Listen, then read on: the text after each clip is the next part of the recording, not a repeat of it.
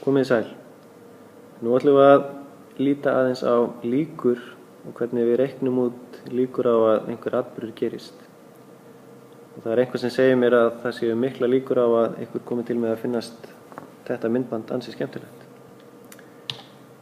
En líkindi eru sem sagt þannig að yfirleitt eru líkurnar skráðar á ákveðnum kvarða frá 0 upp í 1 eða eins og mér finnst þægilega að nota prósentur og þá eru líkurnar á atburði frá 0% og upp í 100%.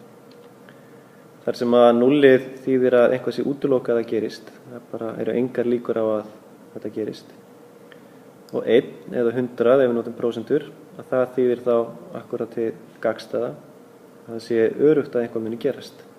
Og síðan eru líkur einhvers staðar þarna á milli, annarkvort nálægt 100 þá það frekar líklegt, nálægt 0 þýðir að það er ólíklegt.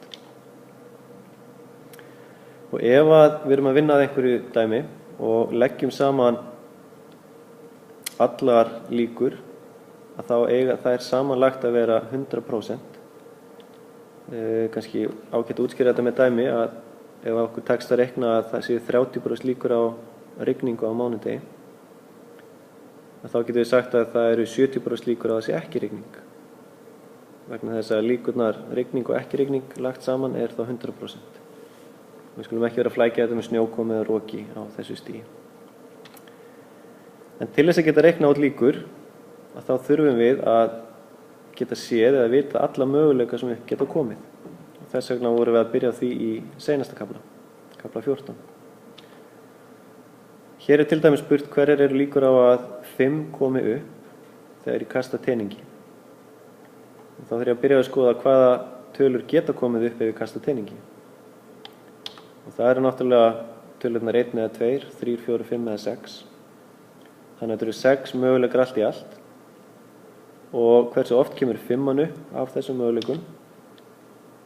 Það er 1 möguleiki af 6. Og með því að beita einföldum prósentureikningi, það er að segja hluti, heild og prósenta, til að fá þetta í prósentur. Og það tekið möguleikan 1, deilið með 6, sem er heildin. Og það gefur með töfabróti 0,167 eða 16,7%. Þannig að það er ekkert rosalega mikla líkur á maður fái 5 ef tening er kastað. En sjálfsög er alveg líklegt að fá 3 eða 4 eða 6 rétt eins og 5. Þannig að ef við reynum að setja þetta fram í einhvers konar reglu, þá getum við haft hana svona. Að finna líkur á að eitthvað gerist, þá við gerum það þannig að við deilum fjölda þess sem spurt með fjölda mögulegra útkoma. Það kannski skýrist ef við kíkjum á dæmi hérna. Við erum með lukkuhjól sem við ætlum að snúa og fyrir ofan hjóli er svona lítil ör. Og spurt hverjar eru líkurnar á að örinn sem er hérna lendi á gráum reit þegar hjólið stoppar. Við skulum ekki gera ráð fyrir að hún lendi og striki hérna á milli, heldur bara akkurat á reitunum. Þannig að með að nota regluna, þá byrja ég á að telja að því ég er að spyrja gráu reituna, hver er fjöldi þeirra? Þess að fjöldi þeir sem við erum að spyrja hérna, gráu reitunir. Þeir eru á myndinni 3. Og deili með fjölda möguleika, það er að segja að pílan getur lent á öllum reitunum. Þannig hvað eru reitunir margir? Þeir eru 8. Þannig að með því að nota þessa reglu kemur í ljós að líkurnar á að fá gráan reit eru þá 3/8. Og þegar við erum að svara líkurnar á að eitthvað gerist, þá getið þið valið á milli þess að svara með almennu broti, eins og er gert hérna, eða þið megið breyta þessu í töfabrót, deila 3 með 8, eða það sem mér finnst þægilegast að nota prósentur. Ef þið venjið ykkur á að nota almennu brotin, þá skulum við líka sjá til þess að þið sé alltaf full stytt. En til að losna við styttinguna þá er náttúrulega þægilegt að deila bara 8 upp í þristinn og fá þetta í prósentum. Það oft segir manni líka miklu meira heldur en almennt brot, finnst mér. Þið megið velja eitthvað af þessu þrennu til að svara með, passa ykkur bara að hafa svarið rétt. Flækjum dæmið örlítið. Nú ætlum ég að kasta 2 teningum og leggja saman það sem upp kemur á teningunum.